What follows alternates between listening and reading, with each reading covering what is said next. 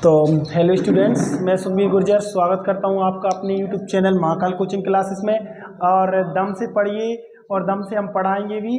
खुश रहिए और पढ़ते रहिए, वीडियो को शेयर करते रहिए। तो देखिए आज हम आज लेकर आए क्लास 10th के साइंस का अध्याय 2 यानी पार्ट 2, अम्ल क्षारक एवं लवण। तो अम्ल और क्षारक होते क्या है, इनके बारे में आज हम पढ़ने वाले हैं। तो देखिए अम्ल क्या होते हैं। देखो अम्ल क्या होते हैं, जैसे कि मैं बताऊं तुम्हें, अम्ल वे पदार्थ होते हैं जो खाने में हमको खट्टे वट्टे लगते हैं, खट्टे लगते हैं, उन्हें हम क्या कह सकते हैं, अम्ल कह सकते हैं। अम्ल क्या करते हैं, जो लिटमस पात्र होता है नीला, उसको कैसा कर देते हैं, लाल कर देते हैं। अच्छा देखिए पीएच स्केल पर हम मापेंगे कैसे, हमें पता कैसे चलता है क्या होती है पीएच स्केल। ठीक है, तो देखो एक पीएच स्केल होती है, पीएच स्केल होती है जिसमें 0 से 1 2 3 करके ऐसे अंकित रहता है ये 14 तक। तो पीएच स्केल का पारस क्या होता है, 1 से 14 तक के अंक इस पे अंकित रहते हैं। अच्छा पीएच स्केल पर हम पता कैसे चलता है कोई अम्लीय या क्षार की। देखो पीएच मान, अगर पीएच मान कितना हो 7, तो वो चीज हो जाएगी उदासीन। कैसी हो जाएगी वो चीज, क्या हो जाएगी, जिनका पीएच मान क्या होगा 7, वो क्या हो जाएगी, उदासीन, उदासीन हो जाएगी। ठीक है, अगर नहीं पीएच मान 7 से कैसा हो जाएगा, कम होगा, पीएच मान के चलो 7 से कम होगा, तो वो कैसी चीज, वो क्या हो जाएगी हमारी, 7 से कम होगा तो वो अम्लीय हो जाएगी। क्या हो जाएगी, अम्लीय हो जाएगी। और जहीं अगर 7 से कम हो जाएगा तो अम्लीय हो जाएगी। और अगर हम उसे देखें कि अगर 7 से अधिक होगा तो क्या कह सकते हैं उसे, 7 से अगर अधिक होता है तो हम उसे कह सकते हैं क्षारक कह सकते हैं। क्या कहते हैं, क्षार कहते हैं। अच्छा अम्ल क्या है, वे पदार्थ जो खाने में कैसे हों, खट्टे एवं नीले लिटमस पत्र को कैसा कर दें, लाल कर दें, उसे हम क्या कह सकते हैं, अम्ल कह सकते हैं। अम्ल की विशेषताएं क्या होती हैं, तो देखो अम्ल की विशेषताएं, जैसे मान लो अम्ल, हमें पता है विशेषताओं में क्या बता सकते हैं, उसका पीएच मान 7 से कम होता है। और हम ले सकते हैं, मान के चलो उनका जो नीली लिटमस को लाल कर देते हैं। ठीक है, ये स्वाद में कैसे होते हैं, खट्टे होते हैं, ये उसकी विशेषताएं हो जाएंगी।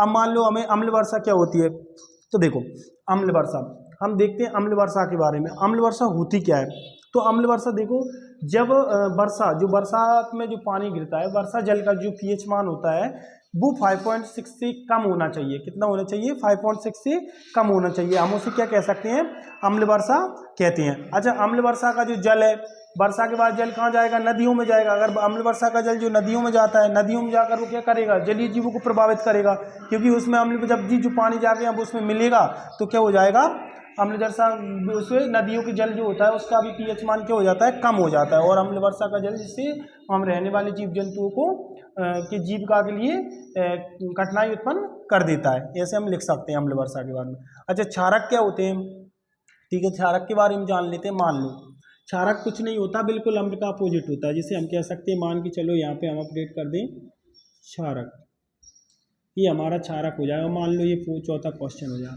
अब वे पदार्थ जो स्वाद में खट्टे की जगह कैसे हो जाएंगे, कड़वे हो जाएंगे, कड़वे होते हैं। तथा ये क्या करते हैं, नीले की जगह लाल हो जाएंगे। क्या हो जाएंगे, लाल, है ना।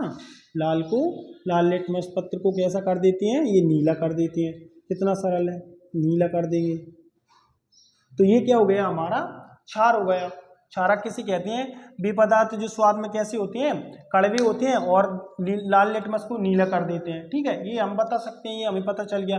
इसी तरह से इसकी विशेषताएं भी क्या होंगी, अब मान के चलो अम्ल की जो विशेषताएं, जैसे कि जैसे क्षारक की विशेषताएं भी हम लिख सकते हैं। मान के चलो क्षारक की विशेषताएं क्या हो जाएंगी, क्षार, मान लो क्षारक की विशेषताएं क्या होंगी, तो अब जैसे मान के चलो अम्ल स्वाद में खट्टे थे, क्षारक स्वाद में कैसे हो जाएंगे, कड़वे हो जाएंगे। कैसे हो जाएंगे, कड़वे हो जाएंगे। अच्छी बात है, हो जान दो कड़वे ने। हम नीले लिटमस को लाल कर रहा था, ये क्या कर देंगे, लाल को नीला कर देंगे। क्या कर देंगे, लाल को नीला कर देंगे। कोई समस्या होनी भी नहीं चाहिए समस्या।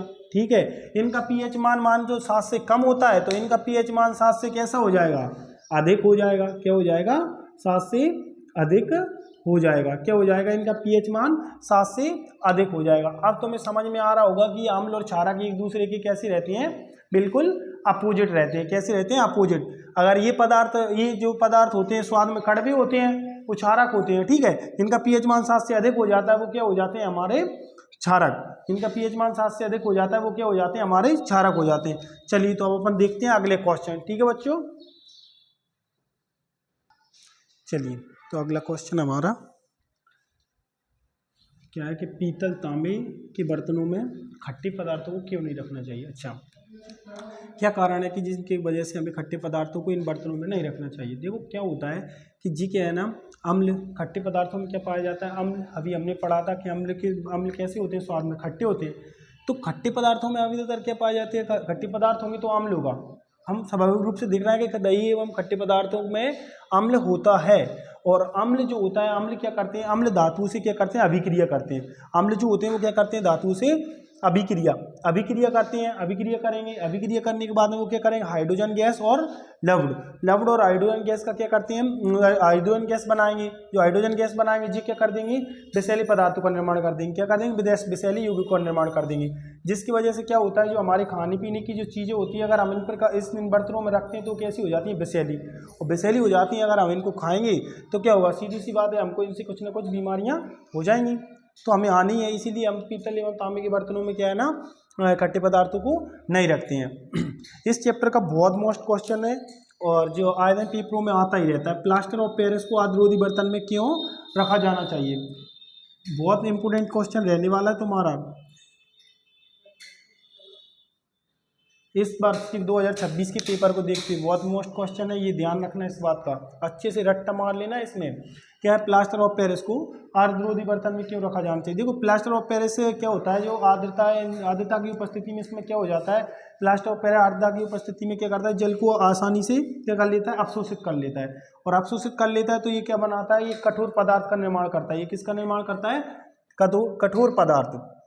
जैसे मान के चलो हम जिप्सम बोलते हैं, जैसे कठोर पदार्थ का निर्माण कर देता है किसका, जिप्सम का निर्माण करता है। इसलिए इसे हम क्या करते हैं, अगर हम इसको आर्द्ररोधी बर्तन में नहीं रखेंगे तो होगा क्या कि ये पूरा जो क्या है ना, प्लास्टर ऑफ पेरिस क्या हो जाएगा, पूरा का पूरा किसमें बदल जाएगा, तुम्हारा जिप्सम के रूप में परिवर्तित हो जाएगा। अगर पूरे जिप्सम में बदल जाएगा तो फिर हम इसको और दोबारा से उपयोग में नहीं ले सकते। इसीलिए क्या होता है, प्लास्टर ऑफ पेरिस को आर्द्रता की उपस्थिति में, प्लास्टर ऑफ पेरिस क्या होता है, आर्द्रता की उपस्थिति में जल को आसानी से क्या कर लेता है, अवशोषित कर लेता है और तथा कठोर पदार्थ का निर्माण करता है। कठोर पदार्थ क्या, जिप्सम का निर्माण कर देता है। और इसी की वजह से अगर इसको हम अगर आर्द्ररोधी बर्तन में नहीं रखेंगे तो हमारे साथ क्या होने वाला है, इसकी पूरी मात्रा जो है कि किसमें बदल जाएगी पूरी मात्रा इसकी किसमें बदल जाएगी, हमारी जिप्सम में बदल जाएगी, है ना। इसलिए हमारे पास एक समीकरण भी होता है, ठीक है। तो ये क्वेश्चन आपको अच्छे से समझ में आ गए होंगे, ठीक है बच्चों। आगे के क्वेश्चन अपन कल की क्लास में पढ़ेंगे, तो इसलिए वीडियो को शेयर करें, चैनल को सब्सक्राइब करें, ज़्यादा से ज़्यादा सब्सक्राइब करें, वीडियो को शेयर करते रहें, कमेंट करें, लाइक करें। धन्यवाद।